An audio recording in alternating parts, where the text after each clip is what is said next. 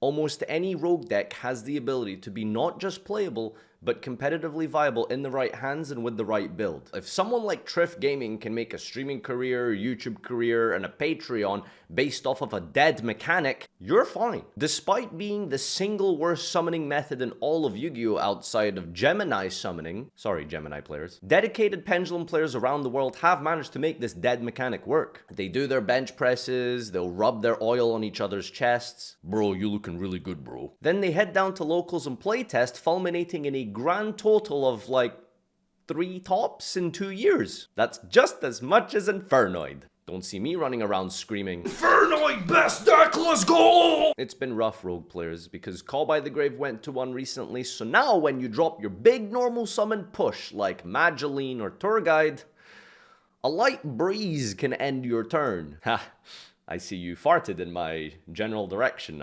I guess I'll just set one pass. Not this version of Tour Guide, however. This one doesn't lose to Effect Veiler. Just wanted to point out that I have an Ultimate Rare playset that I never really mention or talk about in my videos, and I thought it would add to the quality of this video if I just quickly displayed that for you. There's 2 main problems with rogue decks, outside of, you know, the obvious, they're not very good problem that they have. Number 1 is representation. If 2 people enter a YCS playing pure Crystron, the chances are it won't top just statistically. Even if these players are world champion level, grandmaster, monster energy, zero ultra, sensei, PhD, demon emperor of gaming, statistically they won't top just because of the variant nature of a card game. On the other side of that argument, if 900 entrants play Evil Czar and the rest of the 100 play Dragon Rulers, you will probably notice them taking a lot of the top cut. Does that suddenly make Evil Czar a good deck? Yes, smile.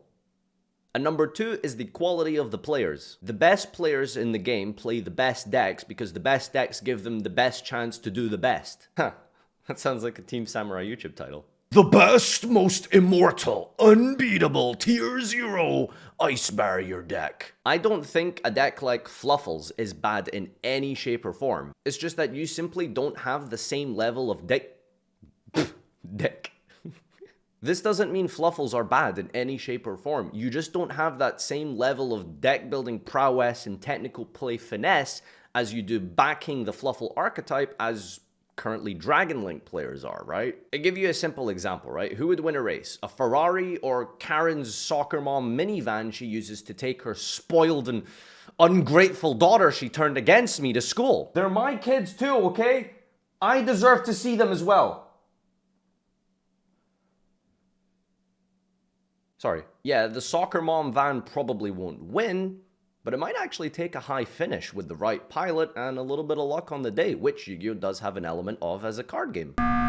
If you take any message away from this video, it's this, so pay attention. People who have actually topped a premier event make up probably less than like 1% of the entire player base, meaning at the level that the vast majority that this community plays at. You don't really need to concern yourself with the absolute cutting edge gameplay. Virtually any deck can be built for success. And remember, success is a term defined differently for different people. Winning locals is a success for probably half the player base, and that's not a bad thing. Let alone winning a regional, which is probably the peak of anyone's achievement in Yu-Gi-Oh! For, I would say, at least like 85% of you or something. Does Madolche beat Dragon Link when played perfectly, built optimally, sided correctly, and taken all these different niche decision trees and lines of play that do beat the deck? No, Madolche probably doesn't beat that, no. However, does Madolche beat Dragon Link built and piloted and sided by and teched for by just the average player you see at your local? I'd say it probably comes down to really 50-50 at that point. Traveling through space and exploring the vast cosmos and going around the universe is probably a crazy achievement if you're a NASA pilot, but if you give me the keys, I'll probably barely get it out the driveway. A deck is only as good as its pilot. If you want your rogue deck to win locals or even a regional, you absolutely can defeat any meta deck played by the average player at your locals. You just need the right mindset for it. 30% of you watching this video still aren't subscribed, which means 30% of my viewership is probably Pendulum players. Listen, I'm sorry, but inside you, there are 2 wolves. A low scale and a low scale. Shit, I bricked again.